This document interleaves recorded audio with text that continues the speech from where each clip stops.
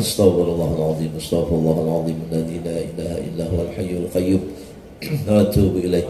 La hadratin Nabi sallallahu alaihi wasallam wa ala alihi wa ashabihi kan insyaallah. Al-Fatihah. A'udzu billahi minasyaitonir rajim. Bismillahirrahmanirrahim. Alhamdulillahi rabbil alamin.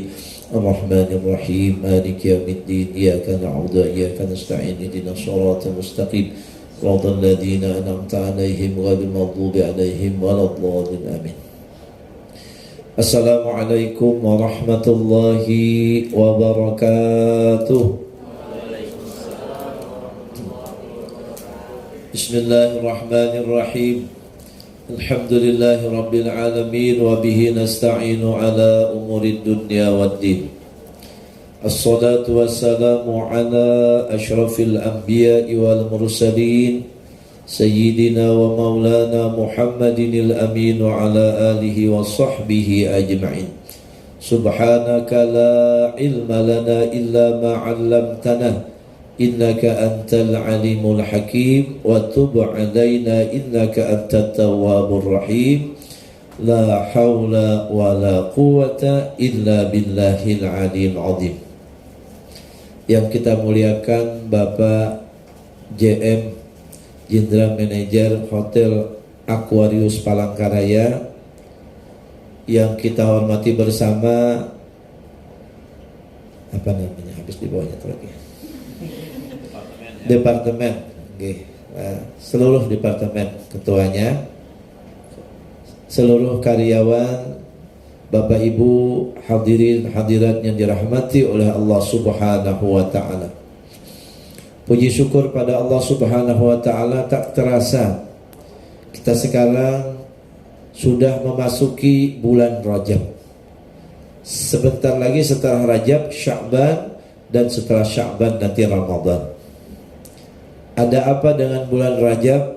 Pasti orang kalau sudah bulan Rajab, yaitu peristiwa Isra Mi'raj Nabi besar Muhammad sallallahu alaihi wasallam.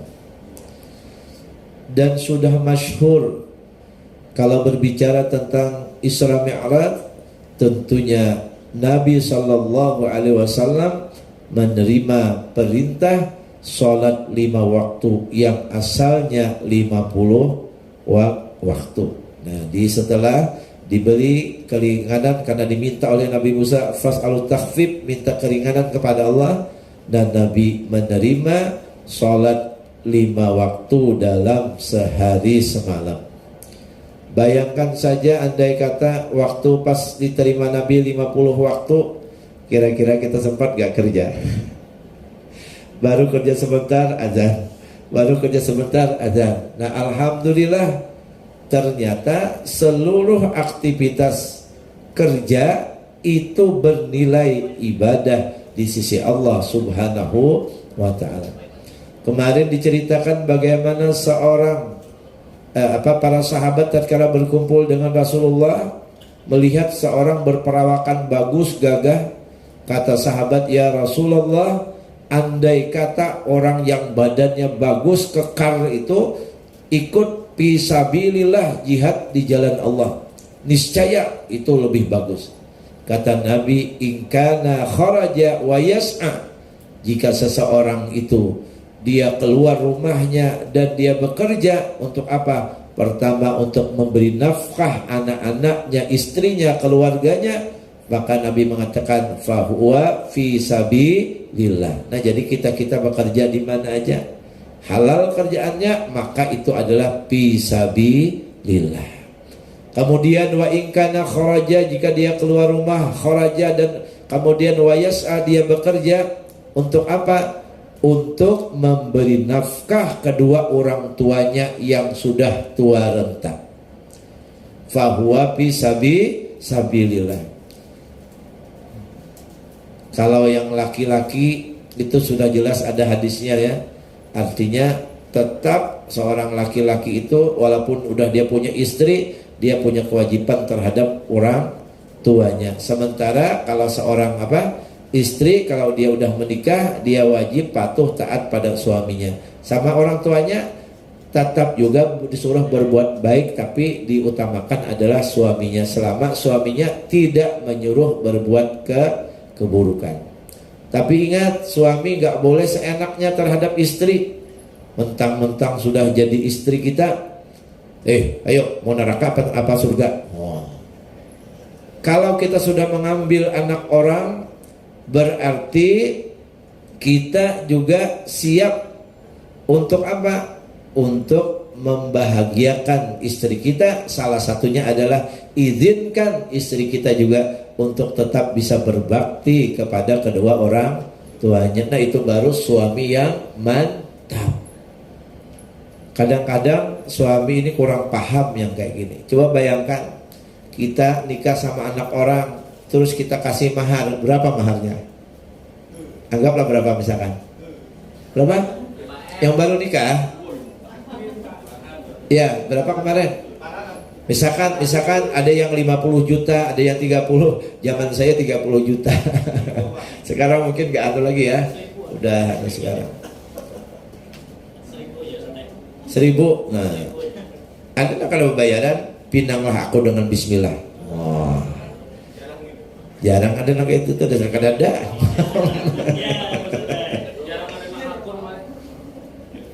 Ternyata apa? Kita sebagai laki-laki juga harus berpikir, orang tuanya bukan cuma 50 juta saja untuk membiayai anaknya, bahkan lebih daripada itu. Coba bayangkan, mulai dalam kandungan, ya gak, operasi sesar, belum lagi dia habis itu lahir dan segala macam, sampai kuliah, sampai selesainya, sampai jadi istri kita, berapa ratusan juta telah dihabiskan oleh orang tuanya. Oleh sebab itu, suami yang bijak tentunya juga mempersilahkan istrinya untuk tetap berbuat bakti kepada kedua orang tuanya, tanpa harus juga menghilangkan baktinya terhadap suaminya. Nah, jadi oleh sebab itu kita bersyukur pada hari ini bisa berhadir dalam acara pengajian rutin kita, dan mudah-mudahan ini bisa terlaksana dengan rutin setiap bulannya. Amin ya rabbal alamin. Yang kedua, salawat dan salam semoga selalu tercurah keharibaan junjungan kita Nabi besar Muhammad sallallahu alaihi wasallam. Ada hadis Nabi yang berbunyi, kata Nabi, man hafadha. Hafadha ini memelihara. Kalau orang sudah memelihara ini, pasti pertama rutin dan berusaha untuk konsisten di awal waktu. Man hafadha ala salati, kata Nabi, siapa yang memelihara, ada di hadis lain, salawatil khams, siapa yang memelihara salat 5 waktunya, maka akramahullahu, Allah muliakan dia bi khamsi karamat, bi khamsi khisalin, dengan 5 perkara. Ini orangnya ini berusaha untuk disiplin. Salatnya bisa di awal waktu. Biasanya yang salat di awal waktu ini orang yang bisa salat berjamaah. Tapi bisa juga kita nggak di awal waktu, karena mungkin ada sesuatu dan lain hal, kesibukan yang memang nggak bisa ditinggalkan waktu itu.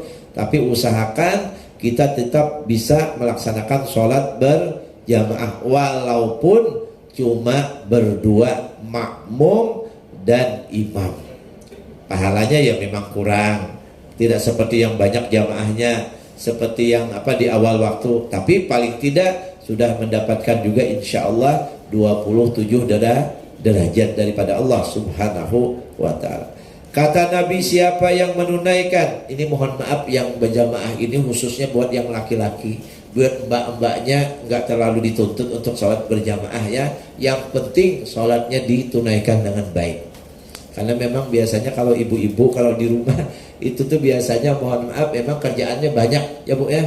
Kalau di rumah, kalau di sini kerjaan kantor sinilah artinya kerjaan di sini. Tapi kalau di rumah banyak apanya? Tidur katanya. Nah, ini jaminan Allah, siapa yang memelihara sholatnya dengan baik, maka Allah muliakan dia dengan 5 kemuliaan. Pertama, yurfa'u anhu diqul ishi, Allah Ta'ala angkat baginya kesulitan hidupnya. Mohon maaf, ada orang suami istri berantem aja kerjaannya, itu biasanya bermasalahnya di mana? Di hubungan dia dengan Allah. baik itu hubungan suaminya dengan Allah atau hubungan istrinya dengan Allah Subhanahu wa ta'ala.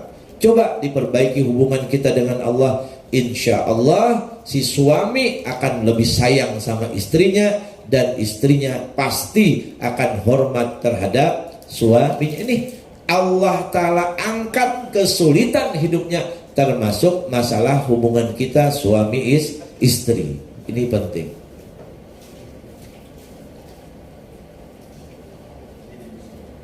Ada orang ya, kemarin kita semuanya dilanda musim pandemi kemarin. Sampai bapak sendirian, kata bapak di mana? Di hotel. Ayo bayangkan. Ujian luar biasa ya. Ayo, kalau kita nggak kuat-kuat iman kadang mau sembahyang gitu.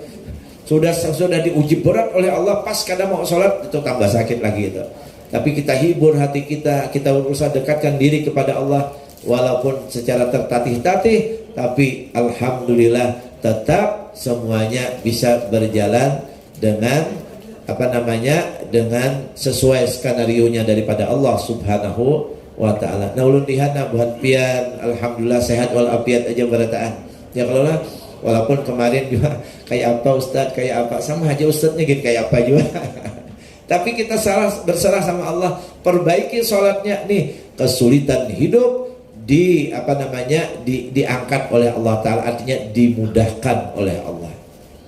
Ada yang punya kredit mobil, ya kalau lah, ada yang punya kredit rumah, aduh bagaimana bayarnya dalam situasi kayak gitu. Tapi ternyata Allah berkehendak lain. Jangankan buhan pian, buhan kami, buhan ustadz ini kada bisa kemana-mana juga. Kadang ngisi ceramah, kada bisa di masjid tutup. Kemudian instansi juga tutup.